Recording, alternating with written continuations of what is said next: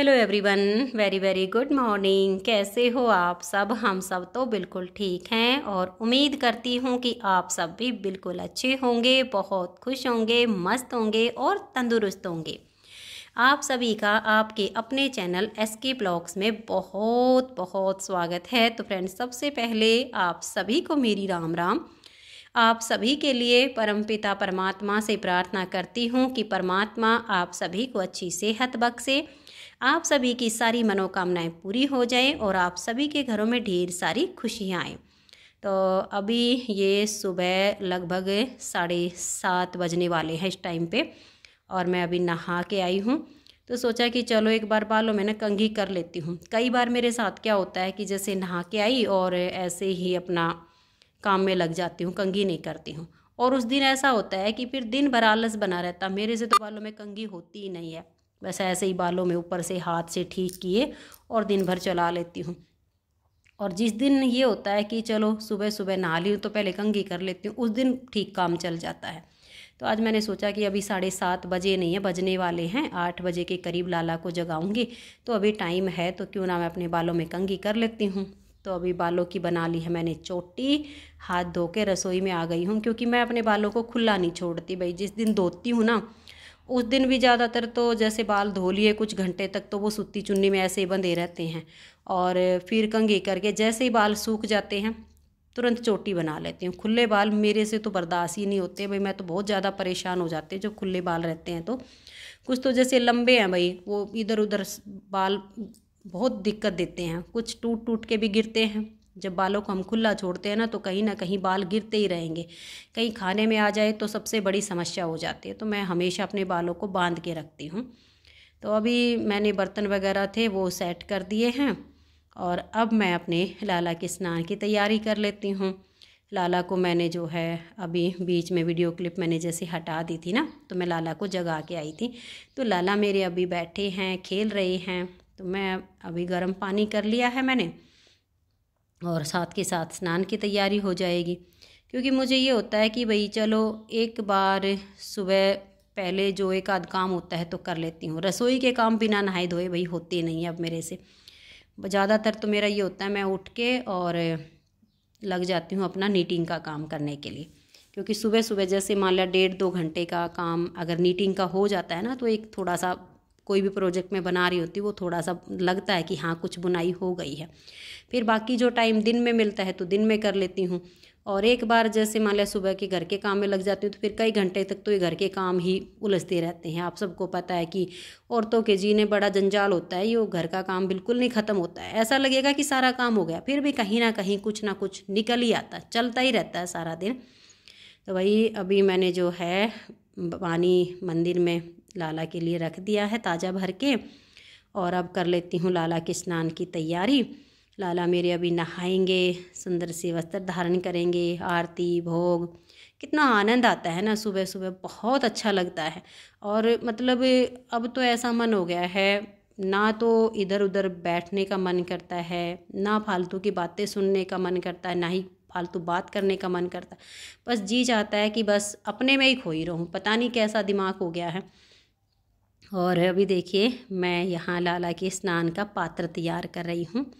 जब शुरू शुरू में जैसे लाला आए ना तो हैबिट नहीं थी, तो जैसे हम अपनी जो सबसे छोटी वाली उंगली होती है ना, इससे सेकंड वाली उंगली से हमें ये सब पात्र तैयार करना होता है। ओम श्री राधे, ओम नमः भगवते वासुदेवाय, मतलब इस तरह से लिखना होता है। हल्दी से लिख दो, कुमकुम से लिख दो, चंदन से लिख दो, ऐसे इन चीज़ों से लिखा जाता है।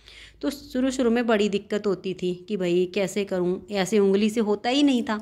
लेकिन अब ऐसी आदत हो गई ना कि फटाफट सारे काम हो जाते हैं। पता नहीं कैसे मतलब अनुभव हो गया है, कुछ समझ में नहीं आता। मैं कई बार सोचती हूँ ना कि अब कैसे हो जाता है मेरे से, तो फिर लगता है कि शायद अभ्यास हो गया होगा अब, क्योंकि रोज़ का काम हो गया है ना। तो देखिए लाला को स्नान करा दिया है, सुंदर सी ड्रेस पहना दी है और प्यारे से लाला को तुलसी माला धारण कराई है और दूसरे वाली इसकी मैचिंग की माला है, स्काई कलर की ही। ये ड्रेस तो जब मेरे लाला आए थे ना, तब मैं यहाँ सोनीपत की मार्केट से ही लाई थी। तो ये मेरे लाला को सुंदर लगती है, लेकिन इसके साथ में यहाँ से मुकुट नहीं मिला था। अब जैसे मैंने 2 बनवाई है ना, 4 ड्रेस, एक स्काई कलर की बनवाई है, तो उसका जो मुकुट है ना वो इस ड्रेस के साथ मैचिंग हो गया है। तो आज मैंने सोचा कि ये वाली ड्रेस पहना देती हूँ, और इसकी मैचिंग मुकुट आ ही गया है उस ड्रेस के साथ में, इसके साथ भी चल जाएगा और उसके साथ भी चल जाएगा। और अभी देखिए, जैसे लाला को मैं सिंहासन पर बिठाने के लिए सोचने लगी ना, तो अंदर से एकदम से प्रेरणा आई कि नहीं, आज ऐसे नहीं बैठूंगा।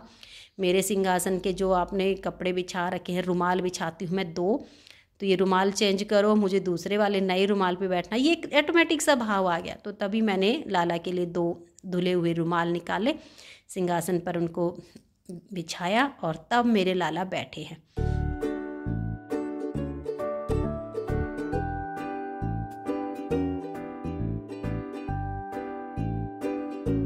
तो अभी लाला को मैंने चंदन टीका लगा दिया है। अब मैं इनको विग पहना देती हूँ, क्योंकि बालों के ऊपर जब मुकुट पहनाते हैं ना, तब लाला बहुत सुंदर लगते हैं।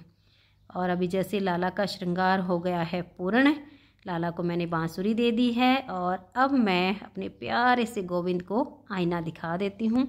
और आईना दिखा के मैं अपने प्यारे गोविंद से पूछ रही हूँ कि देखो कान्हा जी, मेरे प्यारे से ठाकुर, आज मैंने आपका ऐसा श्रृंगार किया है, क्या पसंद आया? तो मेरे लाला मुस्कुरा रहे हैं, बहुत सुंदर लग रहे हैं। और अब चंदन टीका मैं भी लगा लेती हूँ। बहुत अच्छा लगता है मुझे, जब मैं सुबह आरती के बाद चंदन टीका लगाती हूँ तो मन को बड़ा सुकून मिलता है। तो अब ये सारा सामान मैंने समेट दिया है। अब लाला की मैं आरती करूँगी, क्योंकि जैसे ये सारा काम हो जाता है। और ये है जैसे चरणामृत है ना, मैं डेली लेती हूँ चरणामृत, ठाकुर जी का रोज़ लेना चाहिए। थोड़ा सा मैं ले लेती हूँ और फिर बाकी तुलसी माँ को अर्पित कर देती हूँ। ठाकुर जी का चरणामृत, घर में तुलसी का पौधा हो तो उसी में अर्पित करना चाहिए। तो अभी देख लीजिए, मैंने यहाँ पर आरती कर ली है, लाला को भोग लगा दिया है। और अब आप मेरे प्यारे से ठाकुर का दर्शन कर लीजिए, बहुत सुंदर लग रहे हैं, बड़ी ही मनमोहक छवि है मेरे गोविंद की। मेरे गोविंद का दर्शन मात्र करने से ही बहुत जीवन में सुकून मिलता है। तो वही अब मैं अपने बाकी के काम संभाल लूँगी। और लाला के जैसे अभी वस्त्र भी धोने हैं, रुमाल हैं, लाला जी के हमारे छोटे छोटे से जो वस्त्र होते हैं मेरे प्यारे गोविंद के, वो सब मैं अपना धो लेती हूँ अभी, और उसके बाद फिर काम में लगूँगी।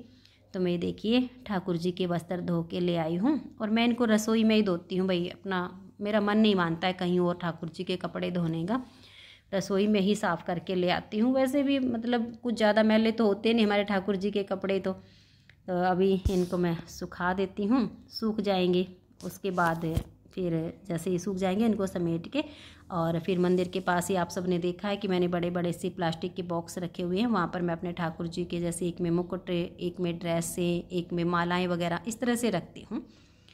और अब मैं लग गई हूँ अपने रसोई के काम में। सुबह के खाने में बनाऊँगी आलू मटर की सब्ज़ी। तो सब्ज़ी मैंने पहले से ही काट के रखी हुई थी, और फिर छोंक नहीं लगाया था। फिर मैंने सोचा कि चलो आरती के बाद, भोग के बाद, उसके बाद लग जाऊंगी रसोई के काम में। सब्ज़ी कट तो गई है, तैयार तो हो ही गया सारा काम। तो अभी मैं सब्ज़ी में छोंक लगा देती हूँ, लाला के लिए मैं प्रसाद बना लेती हूँ। देखिए काम तो हम अब भी वही कर रहे हैं जो पहले करते थे। बस पहले ये होता था कि परिवार के लिए खाना बना रही हूँ, परिवार के लिए कपड़े धो रही हूँ, परिवार के लिए ये कर रही हूँ, बच्चों के लिए ये कर रही हूँ। लेकिन ठाकुर जी के आने के बाद भाव बदल गया है। अब जैसे मैं खाना बनाती हूँ तो मन में भाव आता है कि मैं अपने प्यारे गोविंद के लिए ये वाली सब्ज़ी बना रही हूँ, अपने प्यारे गोविंद के लिए मैं खाने में आज ये बना रही हूँ, अब मैं लाला के लिए, अपने प्यारे ठाकुर के लिए मक्खन बना रही। बस मन का भाव बदल गया, और मन का भाव ही सब कुछ है। मन का भाव बदलते ही अंदर से आनंद होने लग गया है। और संत महात्मा भी यही कहते हैं कि ज़्यादा कुछ नहीं करना है, सिर्फ अपने मन की जो दिशा है ना उसको बदलना है, उसको एक मोड़ देना है। काम वही करने हैं, बस भाव ये रखो कि हम अपने ठाकुर जी के लिए कर रहे हैं, बड़ी खुशी मिलेगी। और अब देखिए मैं अपने प्यारे से गोविंद के लिए खीरे छील लेती हूँ, क्योंकि मेरा लाला जब भोग लगाता है साथ में खीरे होते हैं तो बहुत प्रसन्न होते हैं, बहुत खुश होकर खाता है मेरा कन्हैया। तो अभी खीरे वगैरह छील के रख देती हूँ, फिर साथ के साथ मैं रोटी बनाने लग जाऊँगी, क्योंकि सब्जी बन गई है, आटा लगा दिया है। थाली भी मैंने जैसे गोविंद के लिए, सासू माँ के लिए और विशाल के लिए, इन तीनों की थाली तैयार कर दी है। विशाल के पापा जिस टाइम पे घर से बाहर गए हुए हैं वो भी है नहीं, तो वो आएंगे तब तक रोटी बन जाएंगी। तो फिर मैंने खीरे वगैरह छील के रख दिए, तैयार कर दिए, और अब मैंने रोटी बनानी शुरू कर दी है। तो फ्रेंड्स आप सब भी आइए। आज सुबह के खाने में मैंने बनाई है आलू मटर की सब्जी और ताज़ी दही है। मक्खन अभी मैंने एक दिन पहले बनाया था, तो वही, ये तो मैं नहीं कह सकती कि आज का ताज़ा मक्खन है, लेकिन हाँ मक्खन भी है। गर्मा गर्म रोटी मैंने बना दी हैं। तो आइए और आप सब भी हमारे साथ प्रसाद पा लीजिए। तो पहले वाली 2 रोटी गाय माता की, उसके बाद सासू माँ की थाली, और फिर मैं अपने कान्हा जी को भोग लगाऊंगी। क्योंकि भाई वैसे तो ये कहते हैं कि पहले ठाकुर जी को भोग लगाना चाहिए, लेकिन हमारी सासू माँ काफ़ी बड़ी बुजुर्ग है, तो मैं यही भाव रखती हूँ कि उनके अंदर मेरे ठाकुर जी ही विराजमान हैं, तो मैं पहली थाली उनकी ही लगाती हूँ। तो फ्रेंड्स आज की इस वीडियो का मैं यहीं पर एंड करती हूँ। बातें हो गई हैं बहुत सारी, मिलते हैं नेक्स्ट वीडियो में। तब तक के लिए आप सभी को मेरा प्यार भरा नमस्कार।